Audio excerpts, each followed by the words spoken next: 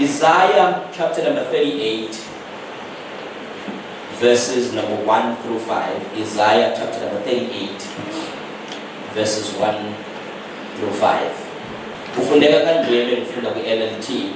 About that time Ezekiel became deadly ill, and the prophet Isaiah, son of Amos, went to visit him. He gave the king this message. This is what the Lord says: set your affairs in order, for you are going to die. You will not recover from this illness. When Ezekiel heard this, he turned his face to the wall and prayed to the Lord. Verse number 3. Remember, O Lord, how I have always been faithful to you and have served you single-mindedly, always doing what pleases you. Then he broke down and wept bitterly. Verse number 4. Then this message came to Isaiah from the Lord: go back to Ezekiel and tell him, Hezekiah, and tell him, this is what the Lord, the God of your ancestor David says: I have heard your prayer and seen your tears. I will add 15 years to your life. Father, this is your word. Kulumagalo o Jesu Kristo inkosi. Amen. Uma ngizoyipha i-subject lento bengizothi nje serving saved my life. Serving saved my life. Mhlambe angiyibeke ibe relevant ke nakuwena ngithi serving will save your life. Ngicela nje maphela ukukhonza kuyokusindisa ngelinye ilanga. Niyekelele ongakholwa thola lo muntu ukukhonza kuyokusindisa ngelinye ilanga. Let me briefly run through sagcina sigijime last week, sasitaka futhi kuMatthew ngithi wagcina ngaphumekanga kuMatthew, but nangithe last week nangiphinde ujumayelo engangishumayele the other week. So let me run through a recap sibuka from Philippians under the title yokuthi leveling up in your serving. Leveling up in your serving. So a subtopic yanamhlanje ukuthi serving save my life, noma serving will save your life. Philippians umubuka from verses number 5 through to verses number 9 kunezinto ezivelayo ngokuseva noma ngokukhonza uNkulunkulu. One of the things evelayo ukuthi serving, you are elevated through serving. Mawubuka uJesu ukuthi awubeki lo mqondo uthi imotivation yokuseva uJesu akuyona noma akukhona izinto ezenzekayo noma izinto owenzelwa zona noma ukuseva, kodwa imotivation yokuseva no uJesu. Our motivation for serving is Jesus. Our motivation for serving is uJesu. And futhi uJesu iyona i-example yokuseva, asiseving ama feelings ethu kodwa siseva according to the example of Jesus. I-mindset yethu yokuseva i-mindset esisuke siyithathe uJesu. Bese sithola ukuthi ke uma uJesu eseva then wase ephakanyiswa, so serving will then ultimately lift you up. But siyathola ukuthi futhi we can't serve according to the will of God if we have not emptied ourselves out. Asikwazi ukuseva ngokwentando kaNkulunkulu masisagcwele thina. Ufanele qale sizi emptishe, ngasho ngathi alungile, sizi emptishe. Kufanele siqale sibe empty thina. Lithi uJesu akakubonanga ukuba uNkulunkulu njengento yokuphangwa, kodwa he emptied himself wazoba umuntu. not just umuntu kodwa waba a bond servant. So lithi once usu-empty usukwazi ukukhonza wholeheartedly ngoba awusakhonzi ngenhliziyo yakho, usukhonza ngenhliziyo yenkosi ngoba eyakho inhliziyo i-empty. Sathi ke when you serve wholeheartedly uNkulunkulu then will usher you to a greater place. Awukwazi to become great ungakazi ube empty ngokuseva kuqala. Sathi uJesu wazehlisa waze wabalowa ukunathi ukuze akwazi ukusikhonza. Awukwazi ukukhonza abantu oyibona ungaphezulu kwabo. Amen. Sathi awukwazi ukukhonza abantu oyibona ungaphezulu kwabo. So ufanele ube lower than bona ukuze ukwazi ukubakhonza. Serving must be a choice and not forced. Lithi iBhayibheli uJesu wayidecidela ukuthi ehle kube uyena ozosiseva ayiziphambanweni, akafoswanga emazulwini ukuthi uJesu fanele ehle ngenkani, but it was a personal choice. So nokuseva noma sikufundisa asikuforce i-choice efanele uyenze. Uma ungayenzi leyo choice i-decision yakho futhi naleyo. But ekupheleni kosuku no one must be served. I must serve out of force. Wonke umuntu ufanele aseve out of free will. Fanele ukhonze ukhululekile, hayi ukhonze ngoba uyabona uma ungakhonze usuzokhonza kabi esontweni ngoba sithi awufanele ukhonze ngenkani. You serve out of choice. So sithi the true test of serving is crucifixion. La uvela khona lapho uJesu waseva wavela la isebethelwa khona. Uma ungakwazi ukuma ezikhathini zokubethelwa ubungakasevi usenze service ngoba unamandla. But umuntu osevayo simbona la khona izimo zingamvumeli kodwa uqhubeka aseve. La khona singakubongi kodwa uqhubeka useve. La khona kodwa awukho appreciated kodwa uqhubeka useve. La khona kodwa sikhuluma ngendlela ofisa sikhulume ngayo kodwa uqhubeke useve. If you cannot stand under crucifixion, you don't qualify to serve. When you serve, kufanele wazi ukuthi you must be crucified first. If you are ungavumi to be crucified, you are not serving. Because kune challenge ukuthi abantu will serve because it feels good. Ukuseva, I'm having a feeling uhamba ngewili intando kaNkulunkulu. So Jesus went as far as being crucified. A true servant with the heart to serve does not stop serving because of being crucified. Ile eseva ngempela ngenhliziyo yokuseva ayiyeke useva. Mhlaya finyelela la khona ithola i-crucifixion. Serving is an act of obedience. Ukuseva isenzo sokuhlonipha uNkulunkulu. Sibona ngathi uhlonipha uNkulunkulu, sibona ngezimo seva ngalo. So uma izinga lokuseva lingabonakali kahle, then siyamdoubt noma siyayidoubt ngendlela okhonza ngayo uNkulunkulu. Ngoba how can you serve a God that served when he was on the earth but you do not serve? Siyakabala umkhonza kanjani uJesu owakhonza esasenyameni kodwa wena ungakhonzi. So ukukhonza kwakho asikuweyi ngokukhonza kwasesontweni, sikuweya ngokukhonza kaJesu. So its standard is not what umngadi expect ukuthi wenziwe esontweni, but its standard uJesu ngesibonelo asenze seva. So if we cannot serve like Jesus, who do we serve? If we cannot serve like Jesus, then who do we serve? That's the total team. The reward of serving is exaltation, multiply greatness, and a great name. Waphakanyiswa, wamenziwa wabamkhulu, wanikwa igama elingaphezu kwamagama onke. You cannot be exalted ungakaqali phansi wehliswa in serving. So if you have not lowered yourself, then awukwazi ukuphakamisa.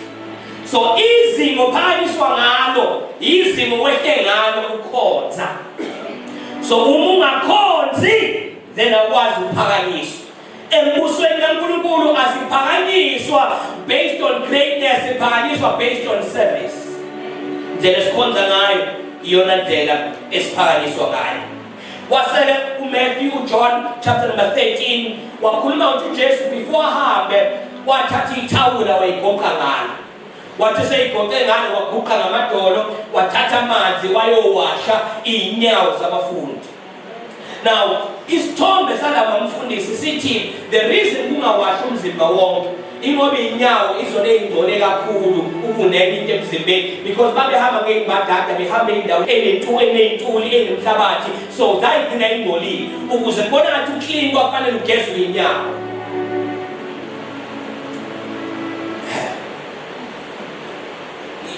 Challenging part kuna kubonke ukuthi uma ufuna ukusimodelela nokusikhombisa iexample yokuserva uvela ukhetha indawo engcolile. Akakhethi indawo othi uma uyibuka uyibone ngathi ungabenefita kuyo. But usivezela indawo othi uma uyoyiserva la iqala khona indawo ezodinga umsebenzi kakhulu. If you don't have a heart to serve, uzokwazi ukuyigeza indawo engcolile. Besikhuluma ngenyawo sikhuluma ngohambo. Nithi iBhayibheli zinhle kangakanani inyawo zalaba abamemeza indaba ezinhle. Kodwa uJesu before zibe zinhle uthi they need to be served. So ukuze abantu babe yilento uJesu afuna babe yiyo badinga umuntu ozokwazi ukubaseva. Angabasevi etumele waseva athi they are in a league to be served. But ayobaseva ngoba ebona ukuthi kahle kahle uma mina ngingabasevi akekho ozobaseva ngoba icondition yabo ayisho ukuthi abasevwe. But in serving people awuseva abantu useva uNkulunkulu ngabantu. The greatest challenge about ukuba umfundisi womzindelo uzokutshela ukuthi siseva uNkulunkulu simseva ngabantu abangafuni sibaseve. Ngayiphinda leyo. Siseva uNkulunkulu ngabantu abangafuni sibaseve. Because angikwazi ukuserve according to how you want. Kufanele ngikuseve ngendlela yena athi angikuseve ngayo. Love without truth is very bad service. Uthando ngaphandle kweqiniso ukuseva okubi. Uthando ngaphandle kweqiniso ukuseva okubi. When I serve you or when you serve, love me enough to be honest. No iqiniso lizobabuhlungu. Because naselithanda but nakuserve ngeqiniso kuba nezinto ezina sizenze ezirong but ngoba singatshelwa iqiniso zibe yicasto. So uJesu uphethe uma ifika kuyena ethi ngiwasha umzimba womuntu cha. I like your energy but that's not how we serve. There is an order and there are protocols of how to awuvela userve. Masungene kwi-service kune order ne protocol yokuserve. Because sometimes ukuba overly eager to serve without protocol or to serve you know when it is disorder. But talking to the order ne decency.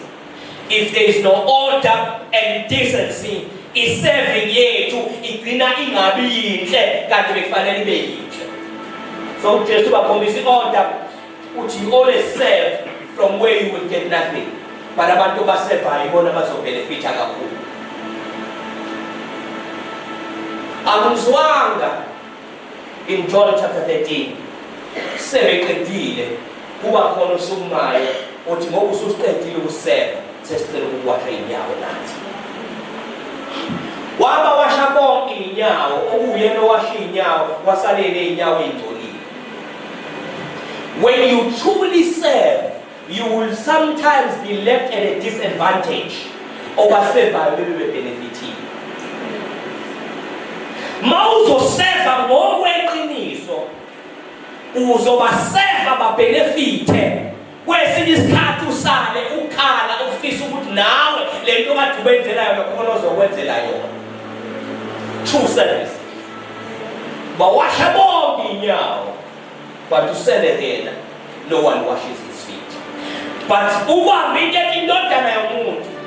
Yes, uzokhonza bonke. Kodwa yize lapho uzokhonza ibona bonke. Noma bengamwashi inyawo, yena kusho ukuthi angabawashi inyawo. We don't serve because it is convenient. We serve because we have a different type of calling. So uJesu yabaserva. Ubaserva ubawashi inyawo. Noma yena engabawashi inyawo. Now the content elubambe. Umuserva ngokweqiniso. Kumbula kuwe ukuthi uyazazi ukuthi ubani. True service reveals who you are. Ukuseva akusho ukuthi awuzazi. Kusho ukuthi comfortable with who you are. Noma ungahlalisiwe esihlalweni sabantu efanele bahlale kuso, who have your title. Anginankinga ehlalele emuva umuntu ongenayo angazi umfundisi, ngiyazazi umfundisi. Angidingi kube umuntu othile obothi ngihlengephi athi umfundisi noma ngithatha kancane ngeke. One thing I know, make ngama la uzothi bengicabanga ukuthi yiasha, kodwa I now know he's God. I fully am aware of who I am. Inkinga enze ukuthi singasevu ukuthi siyecabange ukuthi abantu bazosibukela phansi, silose i-credibility of who we are. We don't lose the credibility ukuthi siubani ngoba siyaseva. Kahle the more you serve, mhlawumbe endaweni yokuthi fanele wenze lento bizelwe khona, ukhona amafutha aediwe ngenxa ukuthi useve wholeheartedly. Ikungaseva ngenhliziyo yakho yonke, I guarantee you wathola ithuba, you will outshine abantu ababikhulu. And inkinga since we had a place of wanting ukuthi sibonakale ngama-positions, hayi ngama-functions. I-title ayisho lutho kimi, i-function ekhulumayo. So uma ngiseva kwi-office, i-service yami izosho ukuthi uyiliphi i-office. But uma ngibambe i-office, kungenzeka ngibambe i-office, kodwa i-service ingabonakali, kuze kuthiwe ayingathi washeshe wabele. So serving reveals who I am. Uthi Paul, noma abanye bengangibizi ngomphostoli, but ini because I know. So finally be comfortable with who you are. No serve to the lowest of lows. And be comfortable with who you are. Yazi userve ungenandaba. Ngokuzazi userve ukhululekile. Ngoba uyazi ukuthi masusukumile wangena lento yiyo. Noma ngabe bengidelela ngoserve, what I enter with who I am. Bazokwa. You serve fully ngoba uyazazi. Umuntu ohluleka ukuseva kahle yilo osafuna ukuthi simbone uba. Yeah, I want to when you walk into a church service, you will find laba bafuna ama positions abaseve kakhulu. Bafuna sibathathe ngama positions. But laba who are fully comfortable with who they are, ubaphushana nomngeke baseve bekhululekile. Because bayazazi who they are. Serving doesn't change who you are, but the heart of a servant knows that you serve according to the king's instruction. Ukuserva akushintsha ukuthi ubani, kodwa inhliziyo yosevayo useva ngokwemiyalelo yenkosi. Sengizovala kule mapholi bese ngiyala ngivule khona. Nomele bethu i-team inhliziyo yokuseva awuseva ukuthi ubani, useva ngokwama instructions enkosi. This is the biggest challenge esinayo yokuthi asisevi ngokuthanda kwethu, siseva ngokwama instructions enkosi. Nansi la ibanzima khona babuzini. Now you'll testify ukuthi ukhona wakezwe inkosi ithi ngicela ungenze into ethile. Khona wakezwe inkosi ithi ngicela ungenze into ethile. Noma inkosi ithi enza into ethile. But abazalwane who want to serve kufanele bancele ukuthi baserve kanjani, abafuna ukutshelwa. Kodwa makhena nazo useqalile umngadi.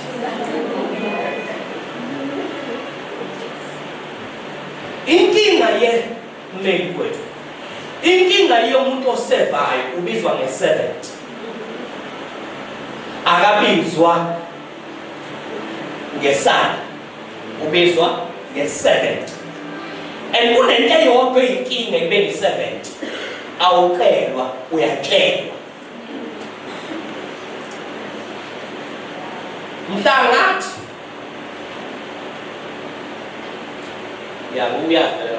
mhlangathi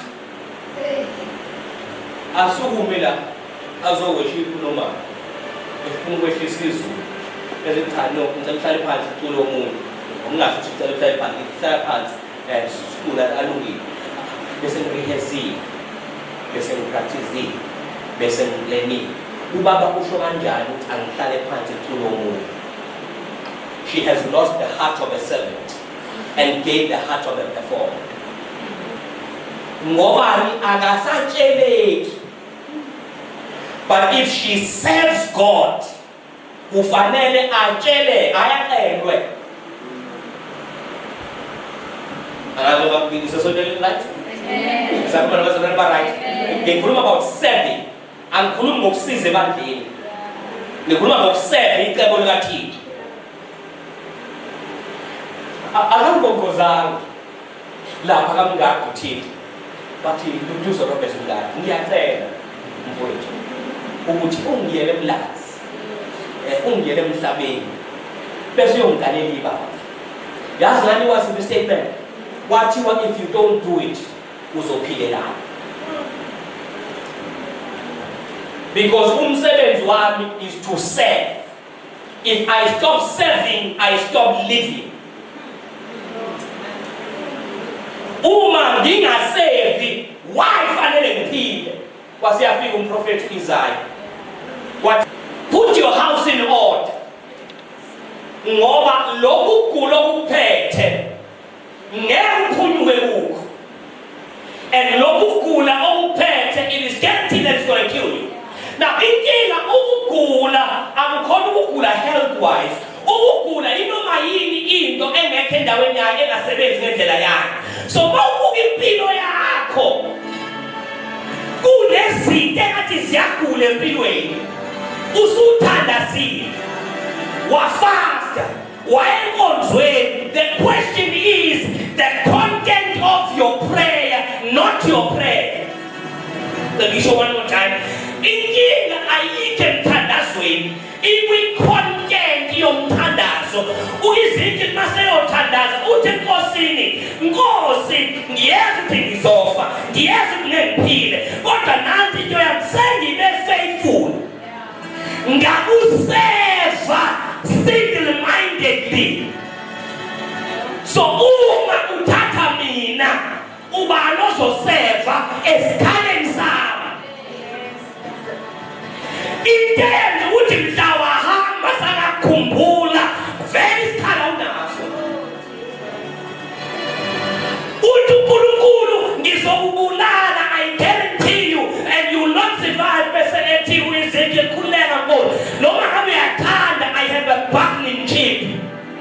Nginento engikwazi ukuza kuwe nawe kuwe Nkosi ngithi noma i-decision ubusuyithathile kodwa based on your word mawuthi besithembeke kukhonzeni awukwazi ukuthi usithathe ngoba usibekile ukuthi icebo lakho likhonzwe. Wathi uEzekiel don't heal me, wavele wathi ngikusevile, and because ngikusevile uNkulunkulu wathi okay I will add another 15 years. Why izinto zethu ivele izife isikhathi ingakafiki? Indaba siluza kangaka in our lives. Is it possible we are not serving?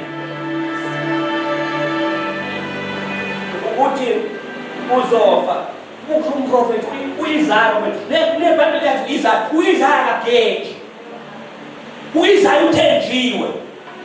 But uyazi ukuba uIsaiah lo wathi ngokufa kwenkosi uIsaiah ayiboni, uIsaiah has seen God in his throne. Kodwa wafika isiprophet esithi final uzofa. Wathi ephuma wavela waflathela uZekiel. But Lord, I have been faithful in serving your purpose. And ngoba, let me read this prayer. Let me read this prayer. Uthi, verse number 3. Remember, O Lord. Uyezwa noma uthi angazi ngiyakwazi ukuthi awukhohlwa. But ngokuthi ngizoba mana kancane ngicela ukukukhumbuza. Do you see the confidence umuntu oseva uNkulunkulu akwazi ukukhuluma noNkulunkulu wakhe ngayo? Uthi khumbula ngeke uthi ngizofa kodwa ngicela ukukhumbula. Cela khona bese uyambuza mhla kokubhedela uzomkhumbuza uThixo. Ngicabanga ukuthi uyibaba ukuthi uyindala nake mhla kokushubela wabhekwa ngathi uthi mapha amazozo wakhuluma yini ozoyikhumbuza uThixo. Uthi Ezekiel, remember, O Lord, bamukhiye noma, how I have always how I have been faithful, how I have always, when I'm a season I've been angivumeli but ngisevile, when inhliziyo yami ngibuhlungu ngisevile, kade ngibona baya-undermine ngisevile, bekhulume kabi angibuyelanga kubona bathi ngibakhuluma but ngisevile. Kunezinto ezisithulisayo ngoba lani bathanda ukuthula but sifake kwi-memory box. Ngelinye ilanga mhlawumbe kunezinto engeke yishintshwe yilutho sivulela uThixo i-memory box yethu sithi Nkosi khumbula ngike ngakhala inyembezi every night but every Sunday bengimla. Ngike ngashodelwa ukudla kodwa every Sunday bengifaka kubasket. Ngike Nkosi ngabona lento yokukholwa ngisayibona ngeza still ngazokhonza bahamba bonke kwi-department ngama ngedwa kwi-department still ngangacomplain ngangatrainwa nakuleyo department ngayitraina mina kwi-department. What? Because into engiyenza I am collecting memories. Mhla khona izinto zami empilweni zikhula ngithi because angisazi umkhuleko engizomnika wona yikuphi. Khumbula. What are you going to remind God? What are you going to remind God? I'm getting wherever Uzulu goes because we are tired. I'm collecting a memory box. This whole weekend, umuntu ukhathele uyafa. Wednesday bekuyinkinga. Wednesday wangikhathele ngiya, but Thursday kwafanele ngibe la. Ngoba umfundisi wami wayezoshumayela. I'm collecting a memory box. Izinto zami ziningi. Remember how I served you. Remember how I served your church. Remember how I served your people. Remember how I served my spiritual kumbula. No matter mina ngi wrong, but ngicela ukuthi ke ungiyekelele ukuthi ukhumbuze ukuthi ngenzeni. Ezekiel, remember how I've always been faithful to you and have served you single-mindedly. Umethi served you single-mindedly. Uthi Thando, ngesikhathi ngikuserva bengibheke kuwe without expecting ngase ngiserve yini engizoyithola bengibheke kuwe. Whether you do or don't do, but ngoba sengifike la sengicela ukukuseva kwami. Serving saved his life. Into yami ibizothi namhlanje asuke sebeleni yami 20 past awushayile. The right level. Into yami ithi into yami bafowethu Heritage Sunday sizo celebrate cultures, sizo celebrate quote unquote traditions. Yini ozothi uye enkosini uyomkhumbuza bese uthi I have served you. Uzomkhumbuza ngani? ngoba uma uzothi ngikusevile kufanele uanalyze leyo nto and usho ukuthini. Ukuze esontweni is not serving God. Uzobenefita wena ukwakhiwe.